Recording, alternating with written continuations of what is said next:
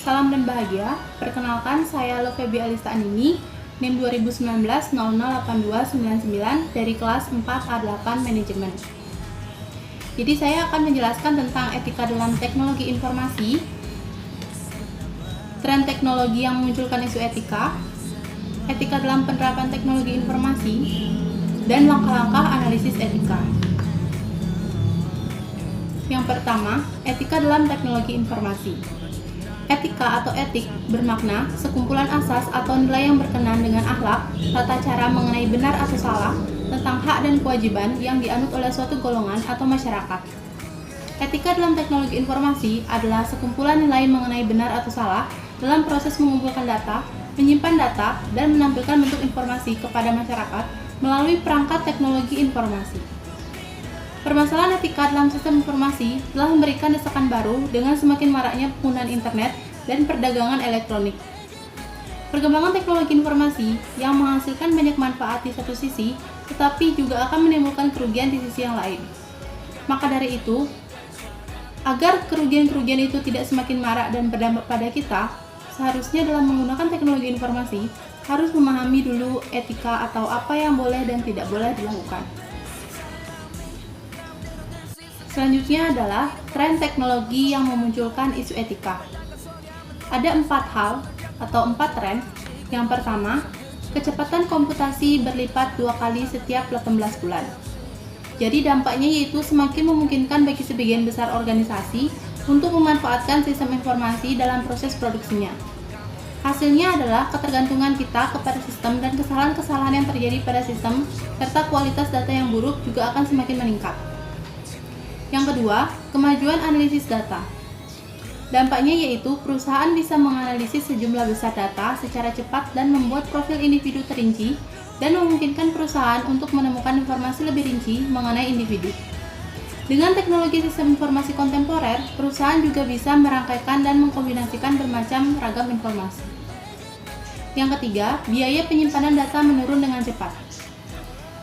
Dampaknya yaitu organisasi bisa dengan mudah membangun dan memelihara database individu secara lebih rinci, dan juga memungkinkan pembuatan beragam database mengenai individu karyawan, pelanggan, konsumen, dan pemeliharaannya. Keempat, kemajuan jaringan dan internet.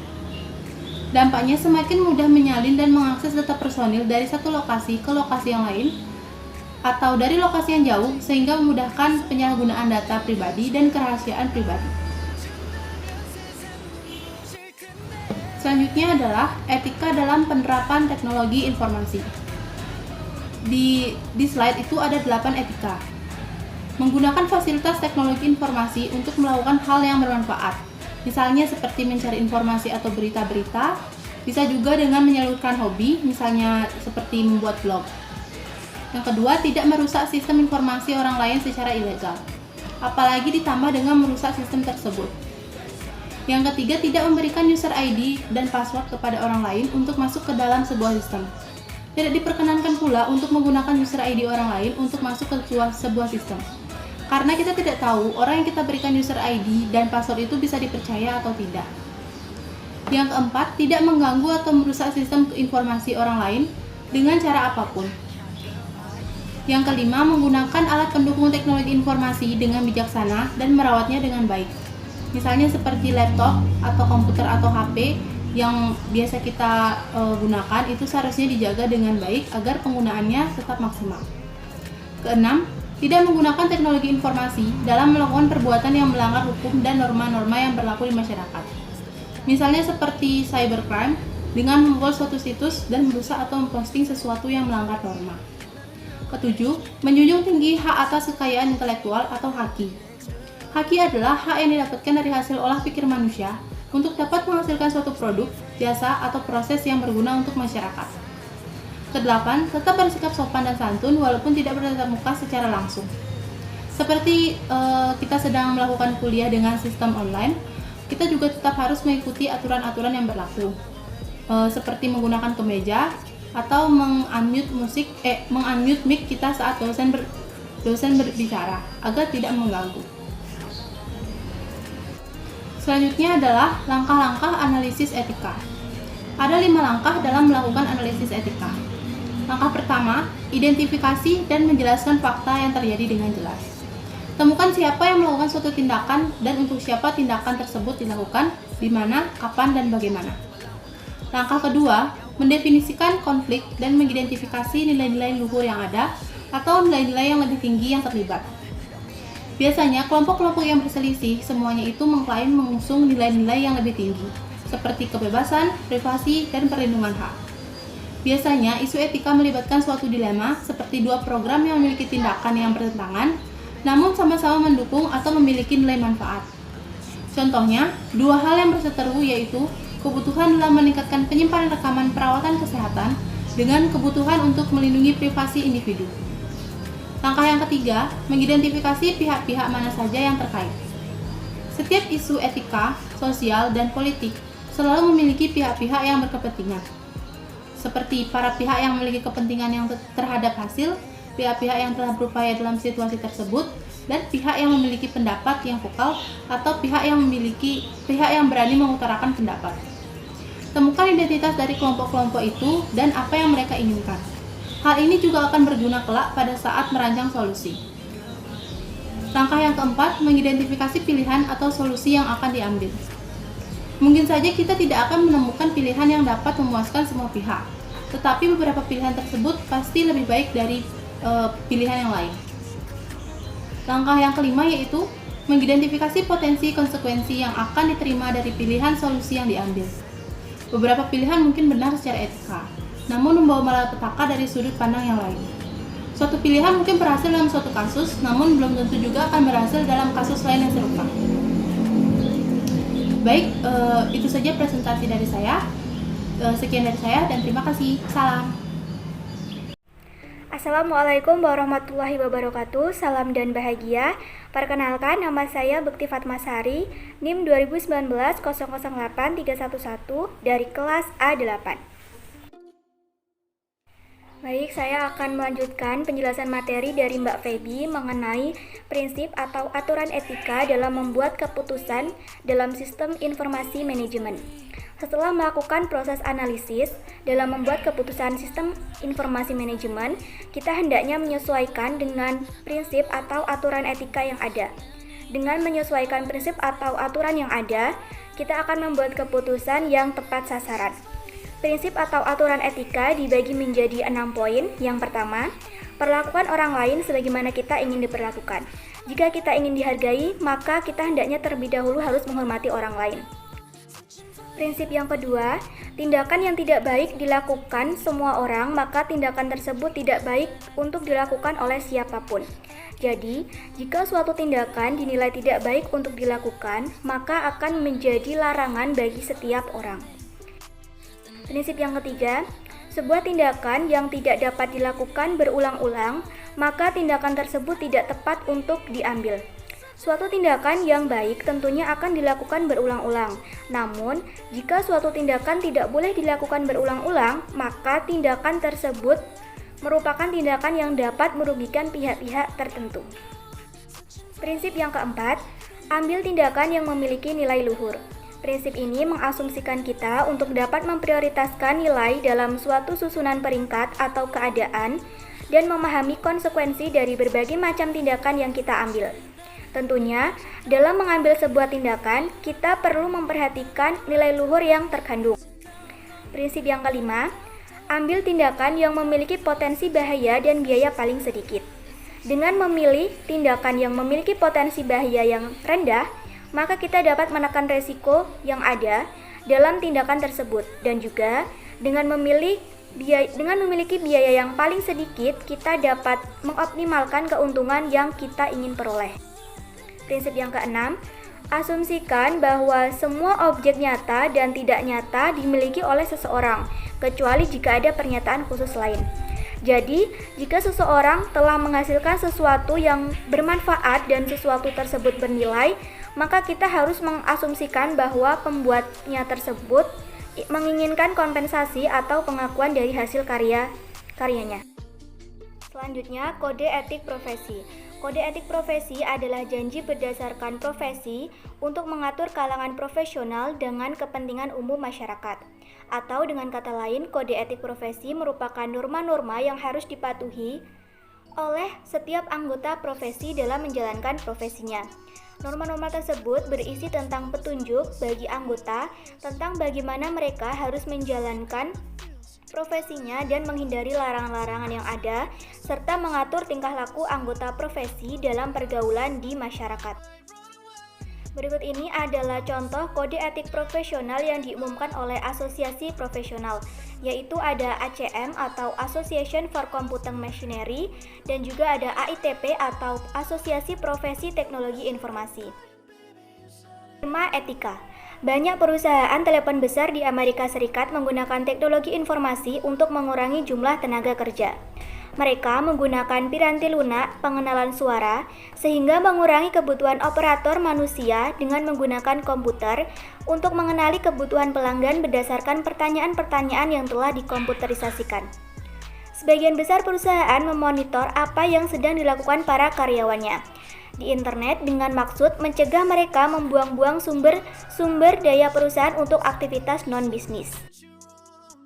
Dimensi moral di era informasi terbagi menjadi 5 bagian, yaitu yang pertama, property right and obligation, informasi right and obligation, accountability and control, quality of life, dan system quality.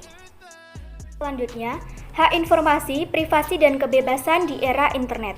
Ini berkaitan dengan apa yang dimiliki individu dan organisasi, apa yang dapat mereka lindungi, dan berkaitan dengan privasi serta kebebasan di era internet. Privasi ini menyangkut hak individu untuk mempertahankan informasi pribadi dari pengaksesan oleh orang lain yang memang tidak diberi izin untuk melakukannya. Selanjutnya, tantangan internet terhadap privasi. Karena informasi yang dikirim melalui jaringan yang luas mungkin saja sudah melewati banyak sistem komputer yang berbeda. Jadi, kemungkinan besar terjadinya kebocoran informasi itu sangat rentan. Oleh karena itu, internet harus bisa mengatasi tantangan atau masalah yang ada karena adanya privasi tersebut. Selain itu, ada solusi teknis dari tantangan internet terhadap privasi, yaitu dengan menggunakan piranti lunak yang dapat membantu pengguna menentukan jenis data pribadi yang dapat diakses oleh situs-situs web tersebut. Ini akan membantu pengguna untuk tetap menjaga privasi data-data pribadinya. Dengan begitu, kebocoran data pribadi ini dapat ditekan dan kenyamanan pelanggan atau pengguna pun dapat meningkat. Kekayaan intelektual. Kekayaan intelektual adalah hak untuk menikmati secara ekonomis hasil dari suatu kreativitas intelektual. Kekayaan intelektual ini dilindungi oleh berbagai perlindungan dalam 3 tradisi sah yang berbeda, yaitu rahasia dagang, hak cipta, dan hak paten. Pertama, rahasia dagang.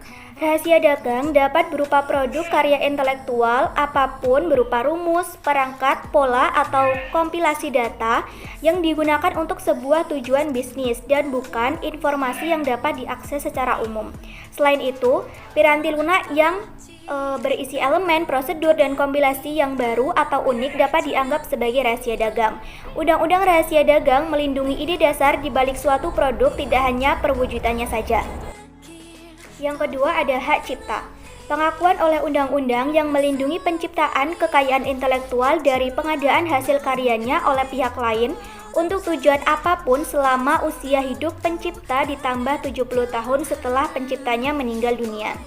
Hak cipta memiliki undang-undang yang bermaksud untuk mendorong kreativitas dan penciptaan dengan memastikan bahwa orang tersebut menerima manfaat keuangan dari yang lainnya atau dari hasil karyanya.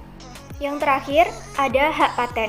Hak paten memberikan hak monopoli eksklusif kepada pemilik gagasan yang melatar belakangi suatu penemuan. Undang-undang hak paten bertujuan untuk memastikan bahwa penemu mesin, perangkat, atau metode yang baru akan menerima upah atas hasil usahanya dan masih dapat memperluas penggunaan dan penemuan itu dengan memberikan informasi terperinci kepada pihak-pihak yang ingin menggunakan gagasan tersebut sesuai dengan lisensi pemilik hak paten. Sekian tadi penjelasan dari saya, selanjutnya akan dilanjutkan oleh teman saya, Rabit. Baiklah, Assalamualaikum warahmatullahi wabarakatuh. Sebelumnya, salam dan bahagia. Mempersingkat waktu, perkenalkan nama saya Rabit Pratama, NIM 2019-008293. Di sini saya akan melanjutkan pembahasan materi dari teman saya. Langsung saja, pada poin ketiga ini terdapat akuntabilitas dan pengendalian. Nah, di sini di poin ini siapa yang bisa diminta bertanggung jawab, jawaban dan bertanggung jawab atas kerugian hak milik individu atau organisasi.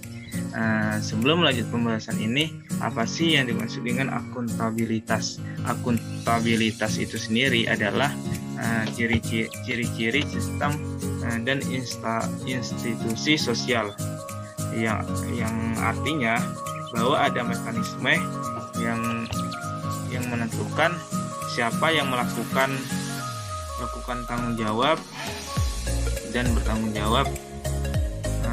Perlu digarisbawahi bahwa dari pertanggungjawaban secara hukum adalah bahwa fitur sistem politik di mana badan hukum berada pada tempatnya yang mengizinkan individu untuk dipulihkan dari kerusakan dan kerugian yang dibuat oleh suatu pihak lain. Sistem atau organisasi, proses hak adalah di mana fitur terkait masyarakat yang diatur secara hukum, yang merupakan proses yang diketahui oleh dan dipahami oleh hukum, serta adanya kesanggupan mengarah ke otoritas yang lebih canggih untuk memastikan bahwa hukum tersebut diterapkan secara benar. Perlu digarisbawahi juga bahwa dari kata tanggung jawab itu sendiri adalah sebuah elemen penting dari tindakan etika, berkaitan dengan undang-undang privasi individu, di mana teknologi informasi bahwa yang membawa tantangan bagi undang-undang liabilitas dan praktik tanggung jawab seseorang dan organisasi atas bahaya-bahaya yang terjadi dari informasi serta hak-hak pribadi. Jadi pilihan etis itu yang artinya keputusan yang diambil oleh konsekuensi dari tindakan tersebut. Jadi tanggung jawab itu sendiri adalah sebuah elemen penting dari tindakan etika tersebut. Jadi yang artinya bahwa kita menerima semua biaya, kewajiban dan keharusan yang akan muncul sebagai konsekuensi dari keputusan Anda yang buat. Jadi yang bertanggung jawab itu kita sendiri atas perbuatan kita. Terus pada poin keempat ini ada namanya kualitas sistem, yang dimana kualitas sistem ini berkaitan dengan standar dan kualitas sistem itu sendiri, yang dimana yang dibutuhkan untuk melindungi hak individu dan keamanan masyarakat. Jadi kualitas ini berkaitan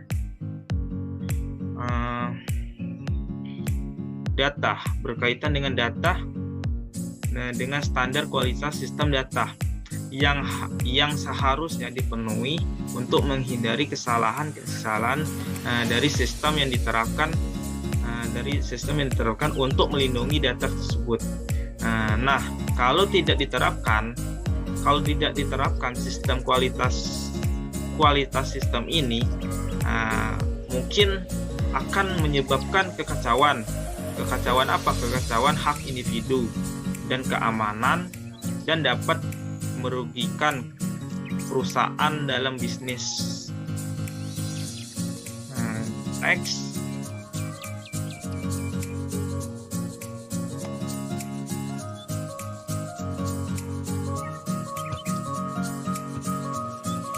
Di sini yang kelima ada namanya kualitas hidup.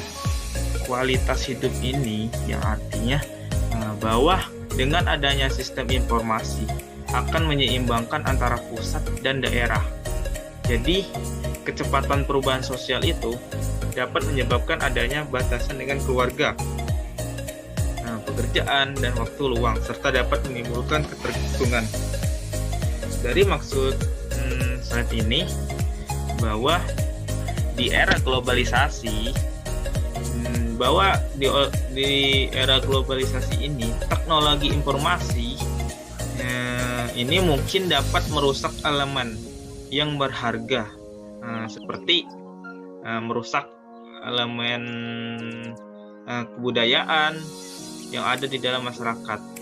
Meskipun di sisi lain juga dapat memberikan manfaat bagi kehidupan. Jadi dari kualitas hidup ini bisa terdampak segi positif maupun negatif. Negatifnya itu bisa merusak elemen berharga dari kebudayaan di dalam masyarakat. Manfaatnya itu seperti kasusnya internet. Internet itu sendiri bisa menjadi teman atau musuh bagi anak-anak. Yang artinya musuh itu bisa merusak.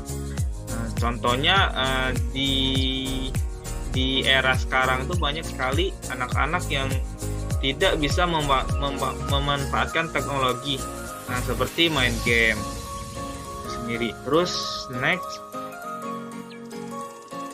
di sini ada namanya privasi dan praktek informasi yang adil.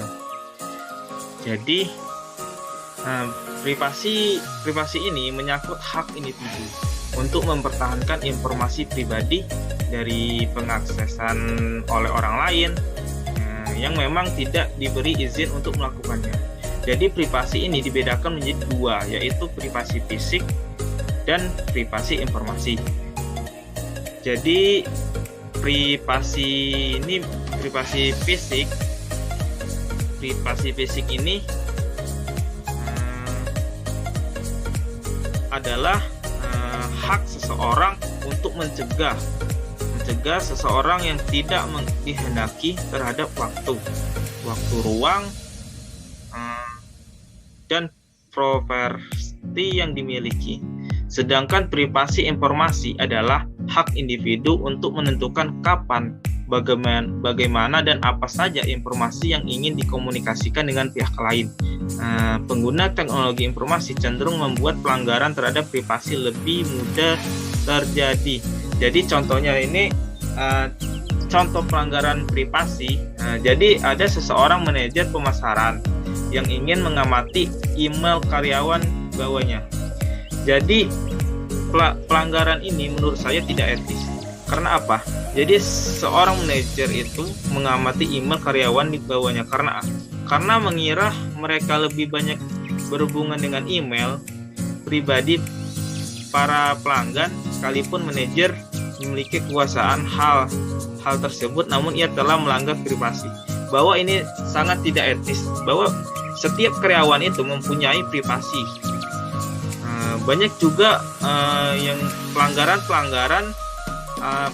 privasi seperti penipuan belanja online. Belanja online tersebut adalah solusi dari sekian banyak orang yang tanpa harus pusing menyita waktu dan tenaga untuk berbelanja.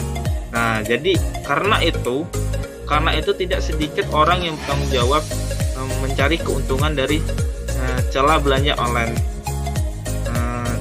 Yang artinya belanja online itu seperti banyak sekali orang manipulasi contohnya dari akun Instagram. Jadi contohnya kita ambil saja dari store vs store. Banyak sekali akun-akun fake, yang artinya dia menyamakan akun-akun real. Jadi banyak sekali orang yang ditipu oleh akun fake tersebut.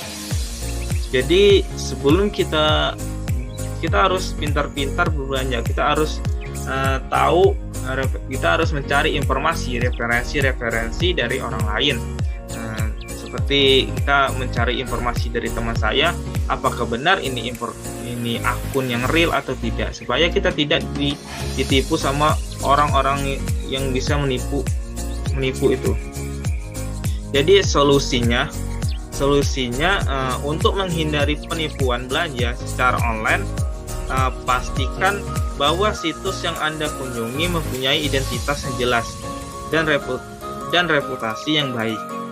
Lebih baik lagi bila Anda mencari referensi dari teman-teman Anda yang telah lebih melakukan transaksi secara online. Alangkah baik kita bila pembayaran transaksi itu bisa dilakukan secara langsung atau offline. Jadi tidak harus menjunjung tinggi prinsip ada barang ada uang, seperti itu. Jadi lanjut, kita masuk. Di sini ada dampak sistem informasi terhadap kualitas hidup. Banyak sekali dampak kualitas hidup ini.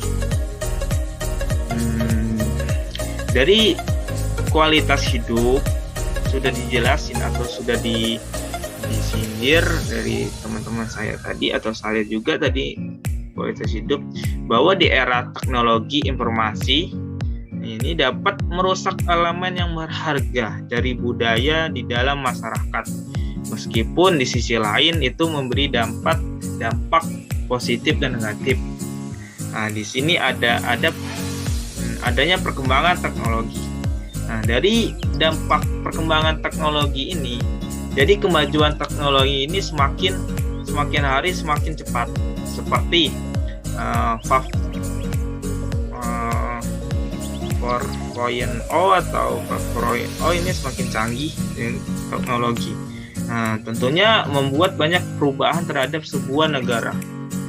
Tidak kecuali Indonesia saja, bahwa semua negara-negara ini sudah maju.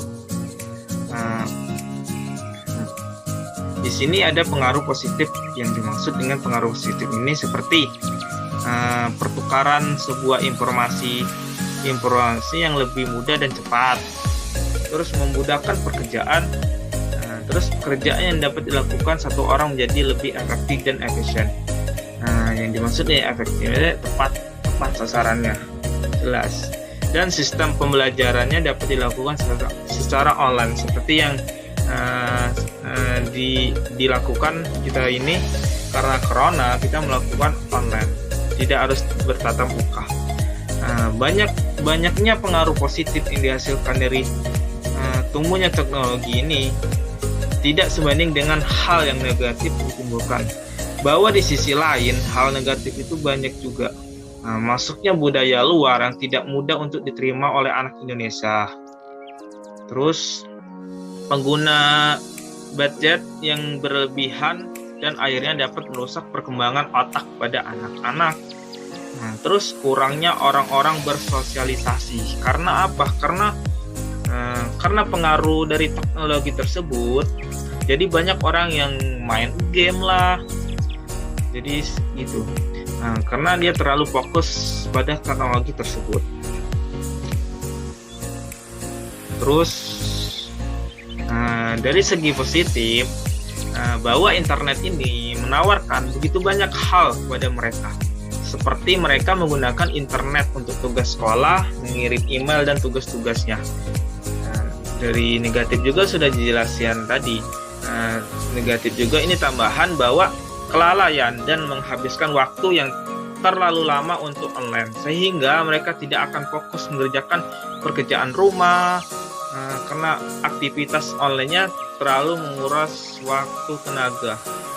Jadi tidak mengikuti aktivitas lain, dan kurangnya sosialisasi dengan teman-teman, bahkan dengan anggota keluarga. Bahwa komputer juga dapat menimbulkan masalah kesehatan seperti cedera, stres berulang yang ditimbulkan oleh pengulangan dan konstan pada aktivitas menekan tombol-tombol pada keyboard. Di sini bisa mengakibatkan sindrom penglihatan komputer, yaitu kondisi mata yang tegang. Karena apa? Karena melihat layar monitor komputer terlalu lama dapat menimbulkan tekno stres, yaitu stres yang ditimbulkan dari penggunaan komputer. Mungkin itu saja yang bisa saya sampaikan dari penjelasan materi ini. Saya kembalikan kepada moderator Terima kasih. Saya meminta maaf bahwa penjelasan saya kurang jelas. Sekian dari saya. Assalamualaikum warahmatullahi wabarakatuh.